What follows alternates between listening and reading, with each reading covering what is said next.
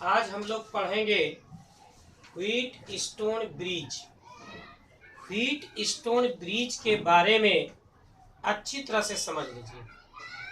Wheat stone वैज्ञानिक का नाम है और ब्रिज का मतलब पुल ही है, तो इसका नाम व्हीट स्टोन ब्रिज क्यों पड़ा, इस पर देखिए। किसी भी सर्किट में कुछ प्रतिरोध ज्ञात रहते हैं, कुछ अज्ञात रहते हैं। तो अज्ञात प्रतिरोध को निकालने के लिए व्हीट स्टोन नाम का वैज्ञानिक एक व्यवस्था किया और इसी व्यवस्था को हम लोग व्हीट स्टोन ब्रिज कहते हैं।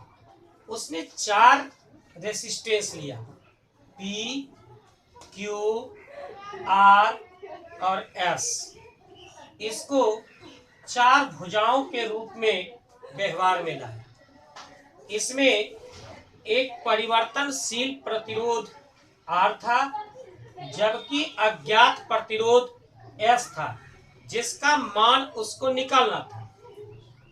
इसमें से 4 शीर्ष देख रहे हैं, बी शीर्ष, सी शीर्ष, डी शीर्ष और ए शीर्ष हो गया 4 भुजा के जोड़ने से। तो बी और डी को एक गैल्वेनोमीटर से जोड़ दिया, यह प्लग की है, तो गैल्वेनोमीटर और प्लग की से इसको जोड़ दिया। तो पुल को देखे हैं कि नदी के 2 किनारे को जोड़ता है, तो यहाँ 2 शीर्ष को जोड़ा है, बी और डी को, इसलिए इस पुल का अंग्रेजी हो गया ब्रिज। तो इसके वैज्ञानिक के नाम पर ही पड़ा व्हीट स्टोन ब्रिज। अब आप अच्छी तरह से समझ गए होंगे कि इसका नाम व्हीट स्टोन ब्रिज क्यों पड़ा। ए और सी के बीच एक सेल लगा दिया और एक की लगा दिया, जबकि बी और डी के बीच क्या लगा हुआ है, एक गैल्वेनोमीटर लगा हुआ है। अब आप देखिए कि इससे करंट आई बहने लगा। यहाँ पर आकर के 2 पार्ट में करंट बढ़ जाएगा। यहाँ I1 गया और इधर हम I3 लिए हैं। यह यहाँ से जब पहुंचा तो इस बिंदु पर भी 2 पार्ट में करंट पट गया। एक I2 मान ली इधर गया और इधर IG मान लिए, G गैल्वेनोमीटर के कारण लिखे हैं IG। और यहाँ पर आने के बाद इधर से जो करंट आ रहा था और इधर से जो करंट आ रहा था, दोनों मिलकर के इससे होकर के पार कर गया, तो इसके मान में बदलाव आ जाएगा, इसलिए हम इसको I4 लिखेंगे। अब हम संतुलन की अवस्था की चर्चा करेंगे। जब P और Q का अनुपात R और S के अनुपात के बराबर हो जाता है, तो इस गैल्वेनोमीटर से कोई करंट नहीं बहता। ऐसा न्यूमेरिकल आपको हम कैपेसिटर में भी बताए थे, आज उसके थ्योरी को हम देख रहे हैं। तो देखिए ये सब अलग अलग मान का है, तो हम R को परिवर्तनशील प्रतिरोध लिए हैं, इसके मान को बदलना शुरू किए। इसमें की लगा रहता है, जितना की को खींचेंगे उतना ओम जो है इस सर्किट में चला जाएगा।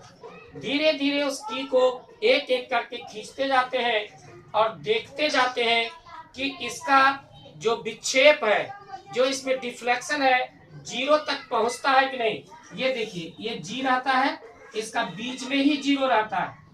तो अगर ये बीच में 0 के पास चला आया तो इसका मतलब हो गया कि इससे होकर के कोई करंट नहीं बहता है। इस अवस्था में हम कहते हैं कि हमारा ब्रिज संतुलित हो गया और तब P/Q इज इक्वल टू हो जाता है R/S, और इसी को कहते हैं संतुलन की अवस्था में आना।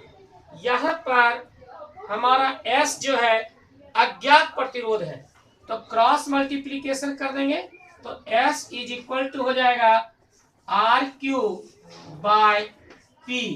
इस तरह से हम अज्ञात प्रतिरोध को निकाल सकते हैं।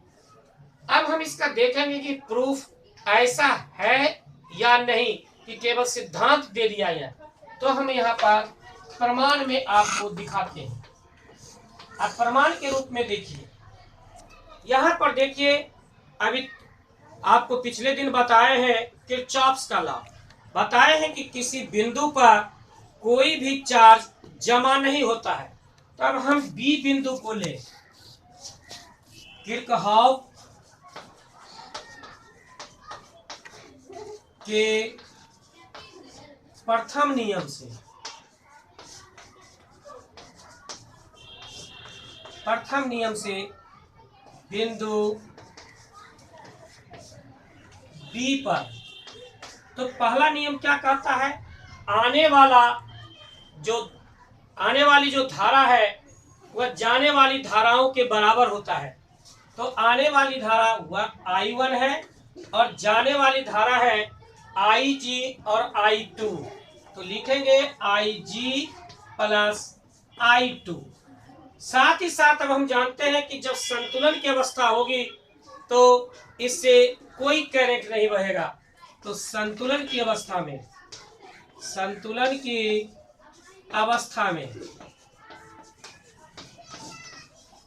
IG बराबर हो जाएगा 0।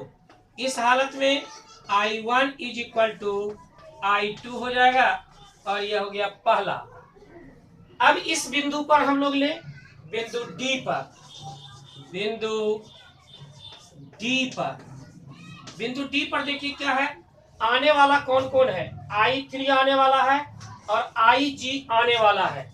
तो I3 प्लस IG और जाने वाला इसमें कौन है, I4। तो यहाँ लिखेंगे हम लोग I4। फिर संतुलन की अवस्था में यह करंट तो 0 हो जाएगा, तो लिखेंगे संतुलन की अवस्था में, संतुलन की अवस्था में IG इज इक्वल टू 0। तब हो जाएगा I3 is equal to I4। ये 2 नंबर हो। अब हम किरचॉफ्स के सेकेंड लॉ को लगाएंगे, किरचॉफ के दूसरे नियम से।